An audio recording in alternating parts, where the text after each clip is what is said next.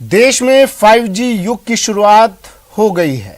प्रधानमंत्री नरेंद्र मोदी ने India mobile Congress के छठे एडिशन में 5G सर्विस का शुभारंभ किया। इस मौके पर रिलायंस इंडस्ट्रीज के चेयरमैन मुकेश अंबानी ने अगले साल दिसंबर तक पूरे देश में 5G नेटवर्क देने की घोषणा की।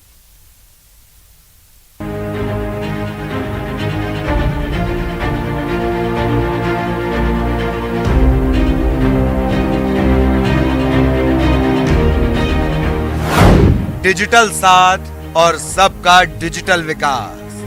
इंटरनेट फॉर ऑल के लक्ष्य पर काम कर रही है। लेकिन साथियों, इन सब के साथ एक और महत्वपूर्ण काम हुआ। देश में डिजिटल फर्स्ट की सोच विकसित हुई। भारत करेगा चौथी औद्योगिक क्रांति का नेतृत्व। 5G के साथ भारत ने नया इतिहास रच दिया है। 5G के साथ भारत पहली बार टेलीकॉम टेक्नोलॉजी में ग्लोबल स्टैंडर्ड तय कर रहा है। भारत लीड कर रहा है। दिसंबर 2023 तक पूरे भारत में 5G।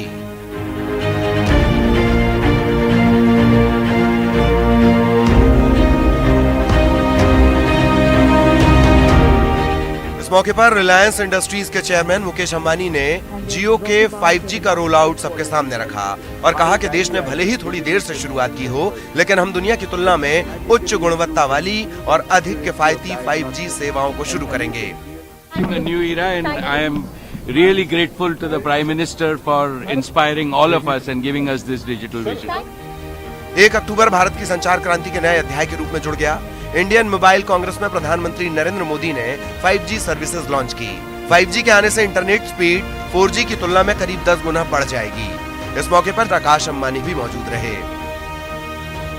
जियो ने, जैसे श्री मुकेश अंबानी जी मेरे पिताजी ने बताया, जियो का पूरा प्लान होएगा कि दिसंबर तक पूरा इंडिया कवर हो जाएगा। भाग इंडिया में अपन देखेंगे कि 5G के अनुसार बहुत सारे नए एप्लीकेशंस आएंगे और जैसे प्राइम मिनिस्टर मोदी जी ने बोला था कि नई क्रांति चालू हो जाएगी इंडिया में। इस मौके पर जियो ने अपने डेमो में 4 स्कूलों को जोड़ा। मुंबई के एक स्कूल के शिक्षक ने 3 अलग अलग स्थानों के छात्रों को पढ़ाया। अहमदाबाद के रोपड़ा प्राइमरी स्कूल की एक स्टूडेंट से पीएम ने बात भी की। क्या नाम है बेटे आपका? नमस्ते सर, मेरा नाम जैमिनी ठाकुर है। अच्छा बताइए, ये जो शिक्षक आपके सामने नहीं है और इस प्रकार से पढ़ना है, तो आपको लगता है कि पढ़ सकते हैं? हाँ सर, पढ़ सकते हैं। लेकिन टीचर नहीं है तो फिर क्या करोगे? तो हम इस टेक्नोलॉजी के माध्यम से सीख सकते हैं। 5G के उद्घाटन के मौके पर पीएम मोदी ने कहा कि नया भारत टेक्नोलॉजी का सिर्फ कंज्यूमर बनकर नहीं रहेगा, बल्कि टेक्नोलॉजी के विकास में एक्टिव भूमिका निभाएगा। भविष्य की वायरलेस टेक्नोलॉजी को डिजाइन करने में और उसकी मैन्युफैक्चरिंग में भारत की बड़ी भूमिका होने वाली है। हमने मोबाइल मैन्युफैक्चरिंग यूनिट्स को बढ़ाया। 2014 में जहां देश में 2 मोबाइल मैन्युफैक्चरिंग यूनिट्स थी, 8 साल पहले 2। अब उनकी संख्या 200 के ऊपर है। दिल्ली के प्रगति मैदान में टेलीकॉम इंडस्ट्री के बड़े इवेंट इंडियन मोबाइल कांग्रेस के छठे एडिशन की शुरुआत हुई है।